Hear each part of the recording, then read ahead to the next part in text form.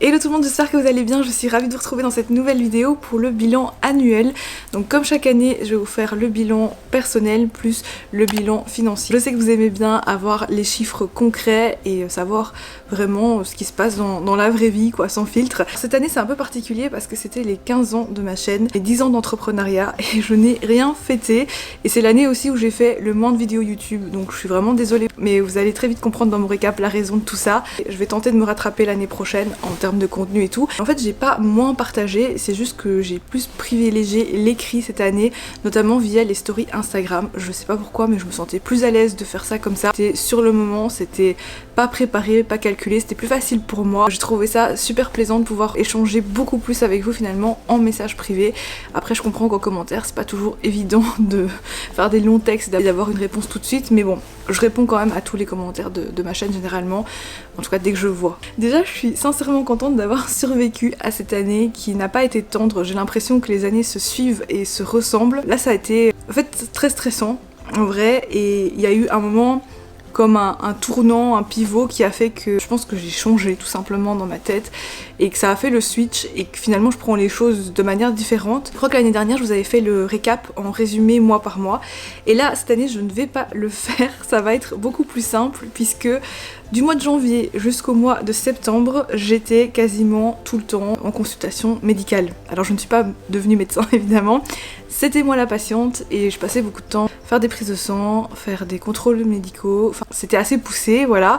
Vous avez l'impression que chaque année je vous raconte la même chose, vous allez me dire cette fille n'a que des problèmes de santé, oui.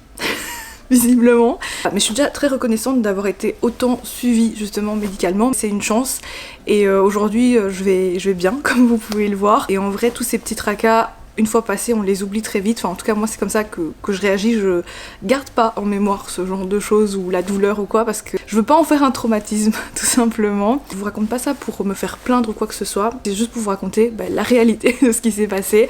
Du mois de janvier jusqu'au mois de septembre, c'était tout un parcours médical. En fait au début de l'année j'ai tout de suite senti qu'il y avait quelque chose qui allait pas très bien et très vite les premiers résultats sanguins etc l'ont confirmé mais on trouvait pas exactement ce que c'était. Finalement on a trouvé, je me suis fait opérer 2 fois parce que malheureusement la première opération a échoué. En plus je suis polyallergique, être sûre que j'étais pas allergique notamment à l'anesthésie générale.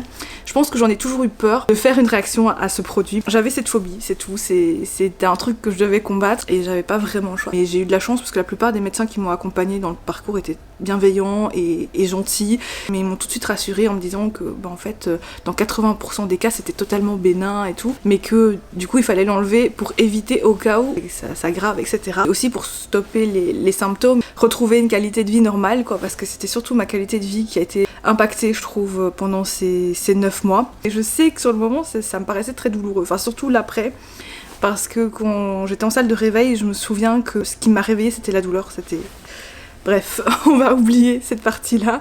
Mais c'était en mai et en juin, du coup, les 2 opérations s'étaient assez rapprochées. Quand la seconde est passée et qu'on a réussi à enlever ce qu'il fallait, il a fallu envoyer donc l'échantillon au labo pour l'analyse. C'est revenu bénin, mais c'est revenu quand même 1 mois après, voire plus, pour les conclusions définitives. Après, je devais encore passer une IRM pour être sûre que ça s'était bien passé et que mon corps récupérait bien et tout. Pour trouver un rendez-vous IRM en Belgique, c'était très très long. J'ai appelé tellement de centres avant d'avoir un rendez-vous. Maintenant j'habite dans la région de Liège, mais je suis une bruxelloise à la base, je suis née à Bruxelles et j'ai grandi là-bas, donc je m'étais dit que ça irait peut-être plus vite d'aller à Bruxelles. Mais en fait j'ai appelé plein d'hôpitaux et finalement j'ai eu de la chance, j'ai réussi à trouver un centre à Tongres pour faire l'IRM. En plus c'est pas trop loin de chez moi, mais j'ai quand même attendu 4 mois, donc cette IRM je l'ai passée le 18 septembre, donc les résultats étaient plutôt normaux, donc c'était positif et rassurant. Mais voilà ce qui a quasiment occupé la totalité des 9 premiers mois de l'année 2025 pour moi. Évidemment entre temps j'ai fait des choses, j'étais en train de relancer un projet pro, ça faisait depuis 2021 que je vendais des cartes de collection, notamment du Pokémon sur ma boutique Lily Network, et je trouvais que c'était un petit peu incohérent, donc j'ai voulu recréer une toute nouvelle nouvelle boutique pour vraiment séparer ces deux marques. Donc je trouvais ça bizarre de vendre ça sous un seul nom. Et à l'époque quand j'avais commencé c'était juste comme ça, donc j'avais pas vraiment réfléchi, j'avais pas de stratégie et j'en ai toujours pas réellement par rapport à cette boutique. Je vous expliquerai pourquoi. C'était juste par facilité que j'avais mis en ligne les produits sur une boutique qui était déjà existante. Je me suis rendu compte que sur le long terme, et ça faisait déjà quand même 4 ans quasiment que je faisais ça, que ça avait pas de sens, enfin c'était pas très cohérent et que des gens confondaient, des gens me demandaient si c'était vraiment ma boutique. Donc je me suis dit je vais séparer les deux activités et j'étais en train de créer un nouveau site sur une autre plateforme d'e-commerce. J'ai appris pas mal de choses, notamment à coder certaines choses et tout. C'était complexe quand même. Je suis pas du tout dans le développement web à la base, mais ça m'a permis d'apprendre vraiment plein de trucs, donc je regrette absolument pas. De là est né à ce moment-là le projet Lily Collection. Très contente parce que ça c'est un de mes projets pro qui a fonctionné tout au long de l'année et il y a eu des moments aussi difficiles. Ce que je me dis c'est que j'ai peut-être perdu de l'argent mais au moins j'ai appris des choses et c'est le plus important. Ça me permettra de m'améliorer plus tard, donc c'est pas grave. J'ai parfois perdu un peu d'argent parce qu'il y a eu des problèmes avec la marchandise ou bien les transporteurs notamment. Mais sinon on termine l'année sur un beau chiffre d'affaires, sachant que je n'ai jamais payé le moindre euro en publicité. Je trouve que c'est déjà fort. Bien sûr c'est la marque Pokémon du coup qui agit sur le SEO et qui me permet aussi d'être bien placée on va dire. Mais c'est aussi un travail que moi j'ai fait pour être bien placée à mon niveau, c'est-à-dire à une échelle indépendante. Donc c'est aussi ça qui fait que je peux pas en vivre en fait parce que j'ai pas les stocks nécessaires, j'ai pas suffisamment en quantité. Ce genre de catégorie de produits, c'est-à-dire les jouets, je ne sais pas, mais en tout cas les cartes de collection Pokémon brandées etc. Déjà pour trouver un fournisseur qui veut bien vous donner du stock c'est très très compliqué, on est sur un marché qui est complètement saturé, donc il peut avoir une demande très forte à un certain moment, moins sur d'autres collections de cartes, enfin sur d'autres extensions de cartes etc. C'est pas très stable en réalité, je suis obligée de travailler avec plusieurs fournisseurs pour quand même avoir un minimum de stock, mais ça reste pas suffisant pour pouvoir faire assez de marge en fait. Comme je suis une société qui est soumise à la TVA, donc je paye 21% de TVA sur les ventes de marchandises. Et donc ça rogne énormément sur la marge. Généralement, franchement, je gagne 3 à 5 euros par coffret que je vends. Il faut en vendre beaucoup des coffrets, ne serait-ce que pour se faire un mini salaire quoi. C'est très très compliqué. Moi c'est pas sur ça forcément que je peux compter. La marge est beaucoup rognée aussi par les emballages parce qu'il faut des cartons et il y a des coffrets qui sont un peu hors dimension, donc c'est un peu compliqué à envoyer, c'est un peu compliqué à emballer. C'est des cartes à jouer mais c'est aussi des objets de collection et parfois je vends aussi des pièces qui sont assez rares et qui coûtent un peu d'argent, donc il faut bien les protéger etc. Donc en frais d'emballage, même si on essaye de recycler un maximum, c'est quand même des frais assez importants. Sur les frais de port, je dois quand même transmettre la TVA, donc ça devient très vite très cher aussi. En fait les frais d'envoi de manière générale, je trouve qu'en 2025 ça a beaucoup augmenté. Ça on se rend pas forcément compte parce qu'il y a beaucoup de sites qui essayent de faire moitié-moitié avec les clients, mais quand moi je fais que 3 euros de marge en fait par produit, je peux pas payer 3 euros, enfin prendre en charge 3 euros de frais de port parce que du coup ce serait zéro.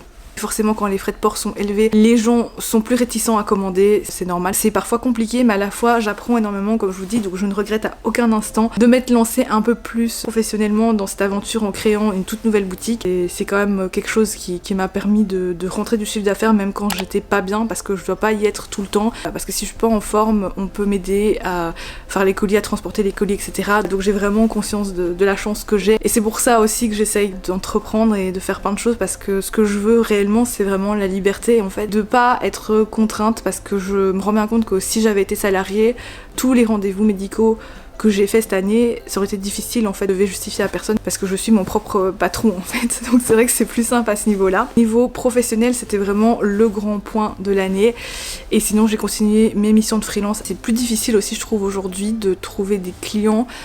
Pour moi qui suis office manager ou RH, l'IA existe.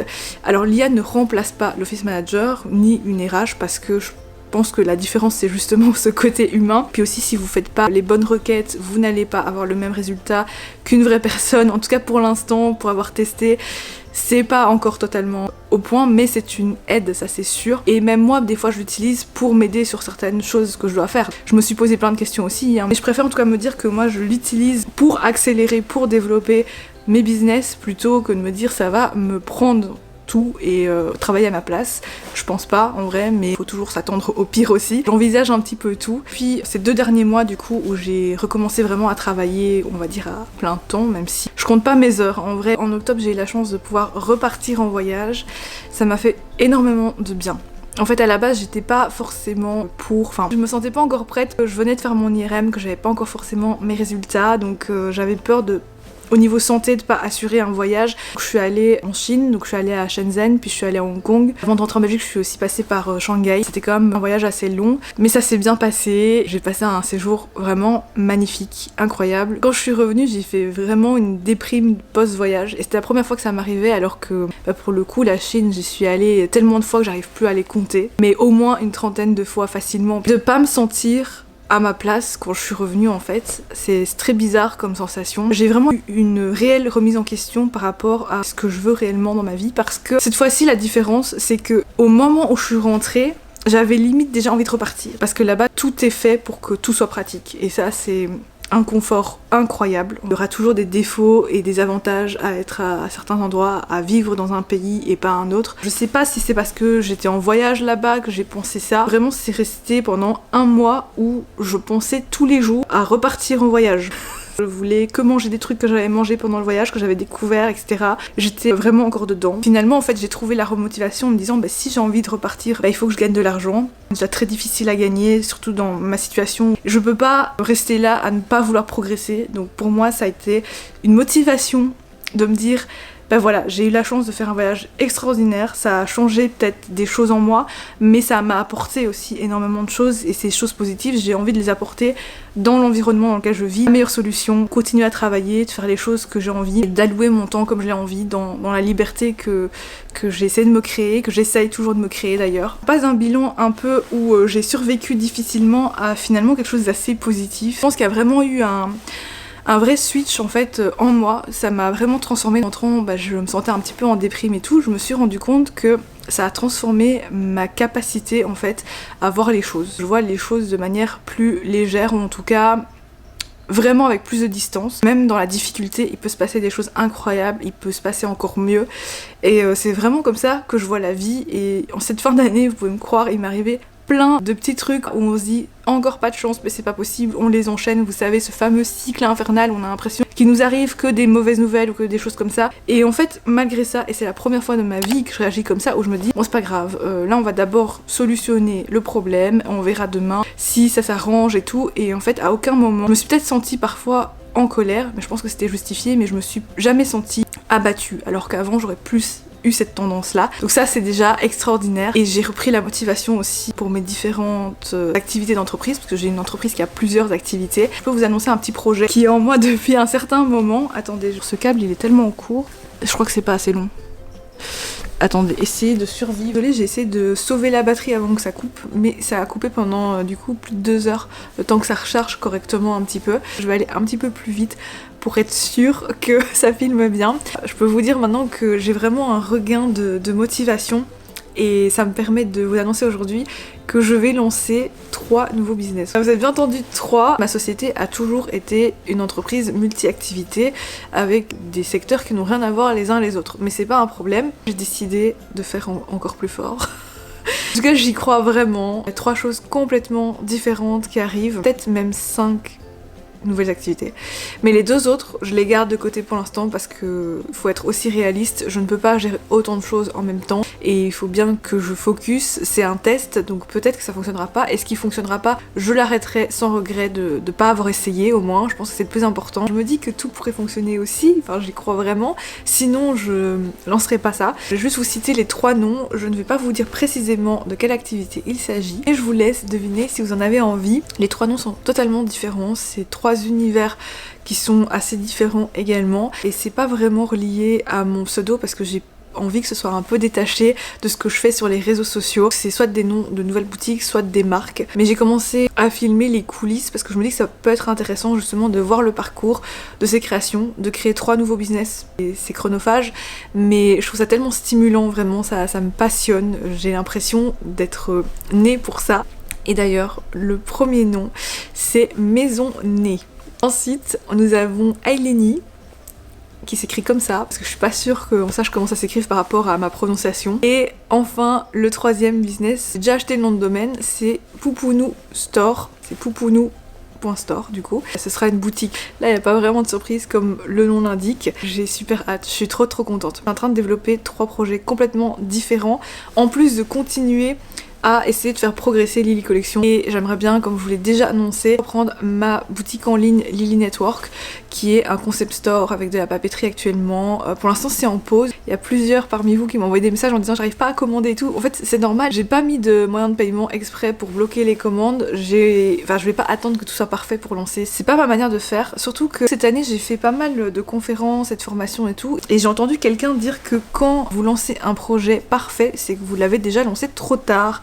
Ça m'a vraiment fait beaucoup réfléchir. Peut-être que rien ne sera vraiment parfait, mais je ferai au mieux pour ça le soit en tout cas suffisamment pour être présenté. Je veux apporter vraiment une nouvelle vision avant de vous présenter les choses. Mais en tout cas pour 2026, il y a 3 nouvelles choses qui arrivent au niveau professionnel. Cette année j'ai appris plein de choses au niveau de ma vision des choses, de mon mental, de ma santé aussi. Quand on est malade on apprend encore plus sur son corps. J'ai essayé d'améliorer mes compétences professionnelles. C'est pas parfait encore une fois. Au moins j'ai la satisfaction de me dire que c'est moi qui l'ai fait et que je l'ai fait pas à pas. Alors je me suis aidée parfois de l'IA, parfois de forums, enfin d'internet tout ça, ou demander autour de moi. En parlant d'ailleurs de autour de moi, au niveau social, je dois dire que j'ai beaucoup d'efforts et encore une marge de progression à ce niveau-là. Parce qu'il faut savoir que dans la vie, j'ai pas énormément d'amis. Mais c'est vrai que quand je me suis retrouvée un petit peu seule, dépendante, on va plutôt dire ça, parce que clairement j'ai eu l'impression, par exemple par rapport à mes parents, que j'étais à nouveau, je serai toujours leur enfant évidemment, mais à nouveau une toute petite en fait. Quand je devais me faire opérer, je pouvais pas m'emmener toute seule à l'hôpital, enfin il fallait que mon papa m'amène et c'est lui qui était mon accompagnant, enfin ma maman était là aussi, mais il y avait qu'une personne qui pouvait être désignée comme accompagnant, même si c'était une période pour moi de souffrance physique et tout. Je suis super reconnaissante, ça y est je parle de mes parents donc je suis émue, mais je suis vraiment super reconnaissante voilà, d'avoir des parents extraordinaires qui m'accompagnent dans des moments comme ça qui sont difficiles, essayent de me relever même si il faut être honnête quand on est face à la maladie, on est seul, même si on est bien entouré. C'est à nous de faire le travail, c'est nous qui souffrons. Ça peut paraître comme très égoïste de dire ça, parce que je sais que mes proches souffraient de me voir mal aussi, évidemment. Ce combat, enfin, affronter ça, c'était à moi de le faire toute seule quelque part, et personne ne peut être à ma place en fait, et je veux pas d'ailleurs que quelqu'un soit à ma place dans ces moments-là, mais je suis extrêmement reconnaissante encore et toujours, voilà, de me dire qu'à 33 ans, pour moi c'était difficile de me dire je suis ultra dépendante de mes parents d'un coup, et à la fois je suis tellement reconnaissante et aussi de me soutenir au niveau professionnel parce que il faut savoir qu'une société ne peut pas s'arrêter de tourner et que du coup c'était eux qui prenaient parfois le relais et qui essayaient voilà, de m'aider quand j'ai eu des difficultés financières. Pour moi c'est un signe d'échec, mais parfois il y a des moments où on n'a pas le choix parce qu'on n'a pas assez de trésorerie pour quelque chose, donc même si j'ai remboursé dans la semaine, c'était la première fois que je demandais à avancer la trésorerie d'une commande de marchandises. J'avais pas assez travaillé avant pour avoir de la trésorerie suffisante. Parfois il y a aussi des clients qui ne payent pas, j'ai des clients qui payent pas depuis des années, mais bon ça c'est autre chose.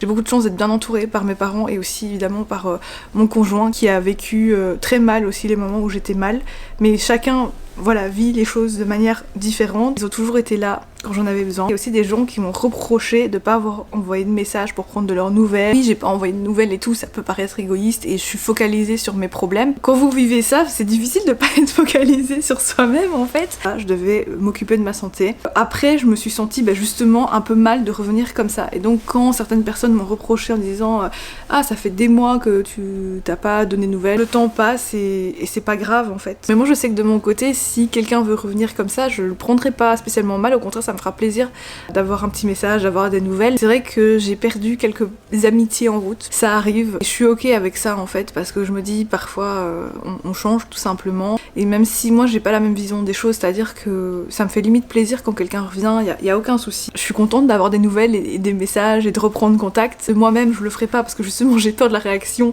des autres, mais je sais que moi je suis ok par rapport à ça. Le temps pour moi ne crée pas de distance, c'est-à-dire que quand quelqu'un me recontacte, même après X années, je suis contente de revoir cette personne et de passer du temps avec. J'ai l'impression que c'était comme avant. Enfin vraiment, je ne ressens aucune différence par rapport à ça. Parfois il y a des parenthèses tout simplement, et pour moi c'est pas grave, mais je comprends que pour d'autres personnes, voilà, ce soit plus difficile d'avoir ce genre de vision. Ah oui, et une autre compétence que j'ai apprise et je suis trop contente, c'est le crochet, parce que je m'y suis mise justement au moment où j'ai commencé un peu ma convalescence. Franchement, je suis tombée dedans, quoi. On peut dire ça comme ça rend vraiment accro. Et de voir encore une fois ses propres créations se réaliser dans ses mains, c'est incroyable. J'ai commencé à faire des sacs au début parce que vous connaissez ma passion pour les sacs à main. Puis maintenant je fais parfois des vêtements, des accessoires, enfin plein de choses. Je vous montrerai ça. Il se peut qu'il y ait un projet qui se prépare par rapport à ça sur les réseaux sociaux.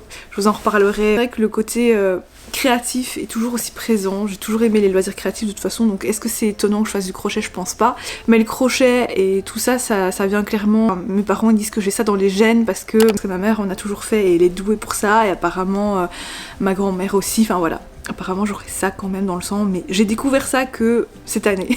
Donc c'est toutes ces petites nouveautés et ça me comble de joie vraiment. Je finis cette année de manière très très sereine. Maintenant je vais passer au bilan financier, je vais me dépêcher avant que le soleil se couche. Donc j'ai repris exactement le même tableau que les 2 années précédentes, comme ça vous avez toujours la même référence visuelle, je pense que c'est plus sympa.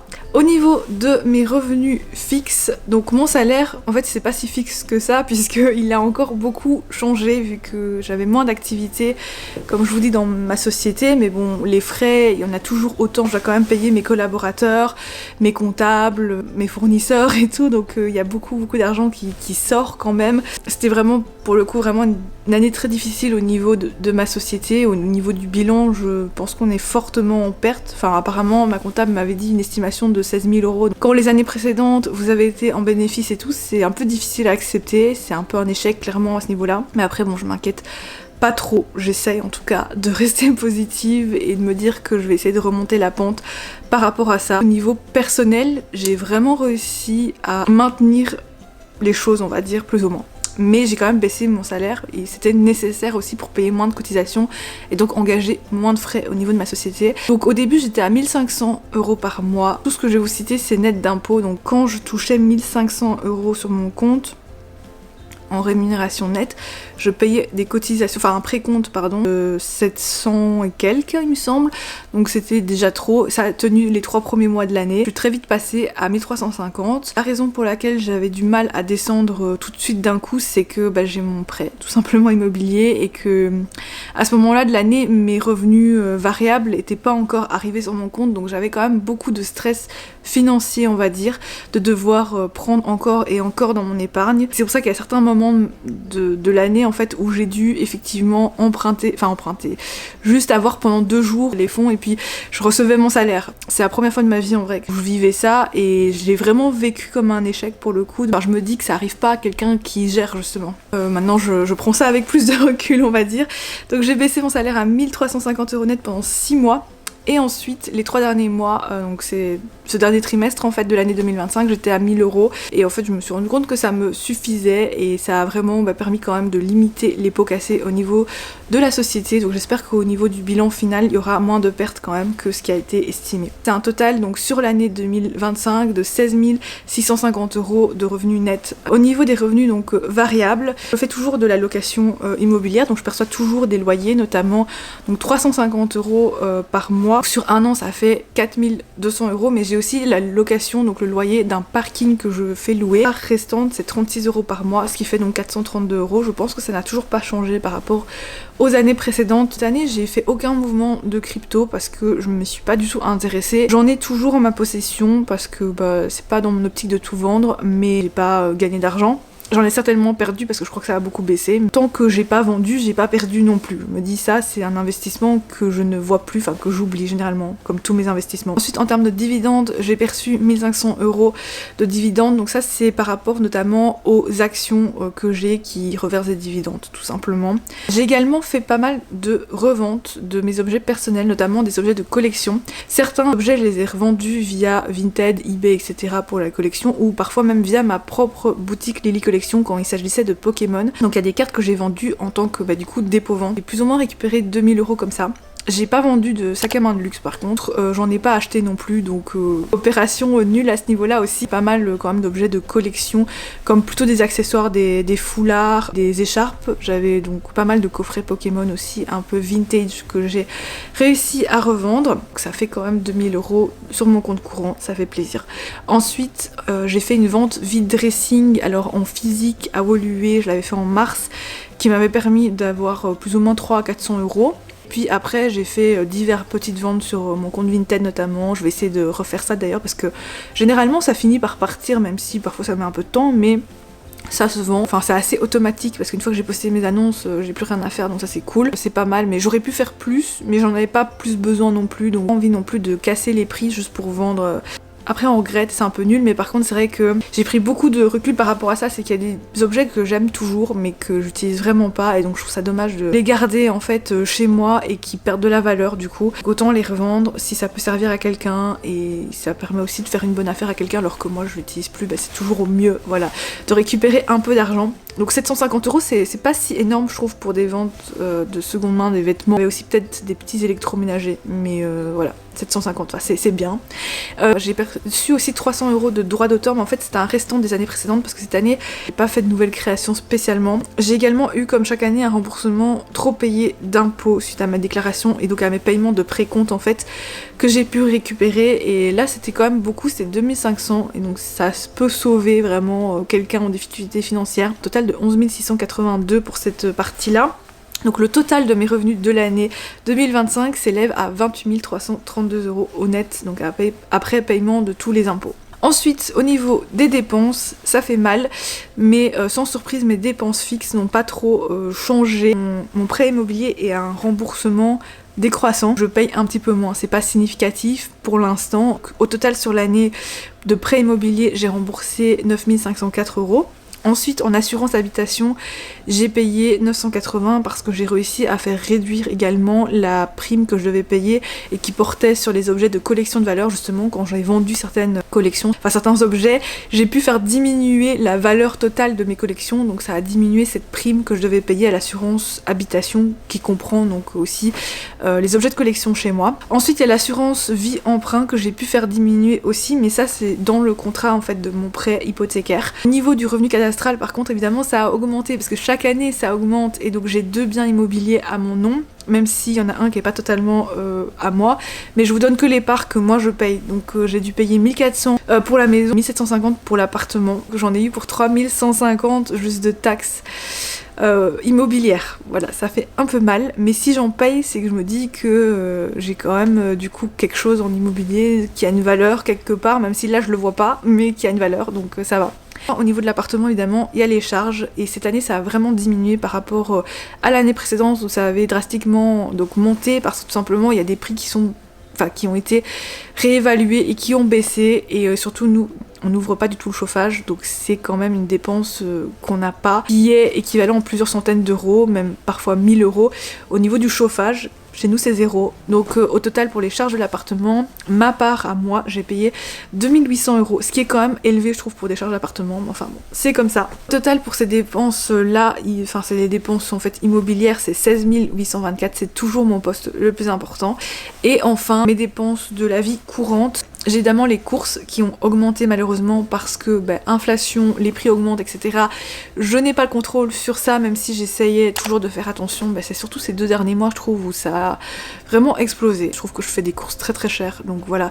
Parce que 200 € par mois, juste pour moi, je trouve ça vraiment beaucoup en vrai. Mais bon, ça comprend les courses alimentaires, aussi les achats en matière d'hygiène, etc. et de confort de vie.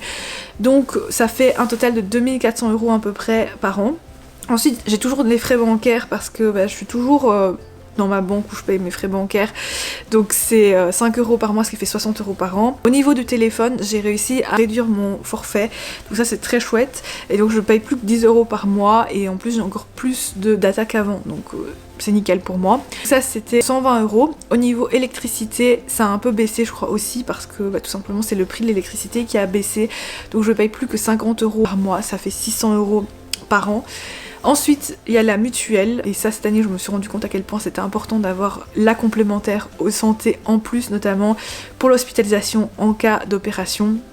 Cette année elle m'a vraiment servi, donc j'ai payé 156 € par trimestre, et donc ça fait un total de 626 € sur l'année, mais comme je vous ai dit c'est des dépenses qui sont obligatoires, et cette année je m'en suis vraiment rendu compte à quel point ça m'a sauvée clairement. Au niveau d'internet, mon abonnement me coûte donc 50 €, enfin pour deux, mais donc 25 € pour ma part.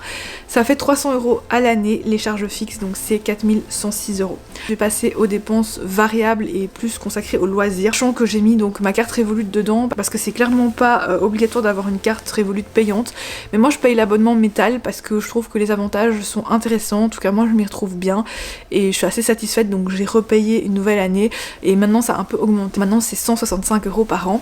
Ensuite au niveau de la santé, étonnamment c'est moins que ce que j'ai dépensé l'année dernière, parce que la plupart des soins de santé dont j'ai bénéficié cette année en fait étaient bien pris en charge par ma mutuelle, parce qu'avec l'opération il y a aussi un forfait de remboursement pré-hospitalisation etc. plus important, donc c'est pour ça que j'ai dépensé moins, mais ça fait quand même 500 € plus ou moins à l'année, c'est ce que j'ai compté, parce que j'ai dû faire aussi des consultations avant qu'on trouve ce que j'ai, par exemple en France où je suis pas remboursée etc. Donc voilà, il y a des consultations qui m'ont coûté plus cher que d'autres, mais c'est pas très grave. Niveau dentaire, en 2025, comme j'ai une complémentaire dentaire aussi, 100% de mes consultations ont été prises en charge parce que j'ai pas fait appel à une couronne comme l'année précédente, mais début d'année prochaine je pense que je vais devoir faire couronner une dent, donc cette année c'est 0 mais ça va bientôt augmenter. C'est déjà une bonne nouvelle, c'est-à-dire que ça allait quand même plus ou moins là de ce côté. Ensuite j'ai eu la chance donc de faire mon voyage en octobre et c'était plus ou moins 15 jours je crois. J'ai dépensé 1500 €, logement et billets d'avion compris, donc vraiment moyen de faire des voyages pas trop cher en Asie je trouve, et en plus on s'est fait plaisir, enfin je veux dire on n'a pas du tout essayé de limiter les dépenses, on a mangé ce qu'on avait envie de manger, on a été dans des hôtels incroyables, d'ailleurs il faut trop que je vous partage certaines images, mais waouh, je m'en remets pas de la vue que j'avais dans un des hôtels, c'était vraiment incroyable. Bref, j'ai des choses à vous partager encore, mais voilà, 1500 €, je suis très satisfaite de ce que j'ai dépensé, c'était des euros bien dépensés je trouve, pour tout ce que ça m'a apporté au niveau de ce voyage, vraiment. Cette année, incroyable mais vrai, je n'ai pas acheté de meubles. D'habitude j'aime bien toujours acheter des meubles de rangement, de customiser. Je pense le faire en vrai l'année prochaine parce que j'ai toujours des choses à faire dans cet appartement. Cette année j'ai pas dépensé, donc c'est très bien comme ça.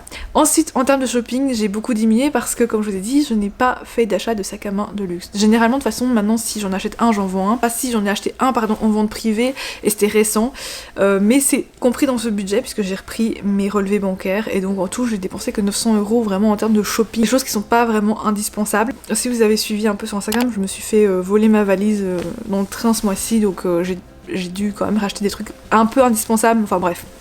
Vous m'avez comprise, 900 je trouve c'est très raisonnable, ça inclut vraiment mes loisirs puisque comme je me suis mise au crochet, j'ai acheté pas mal de laine, mais j'essaie d'en acheter pas trop cher, ça va, je trouve que c'est ok.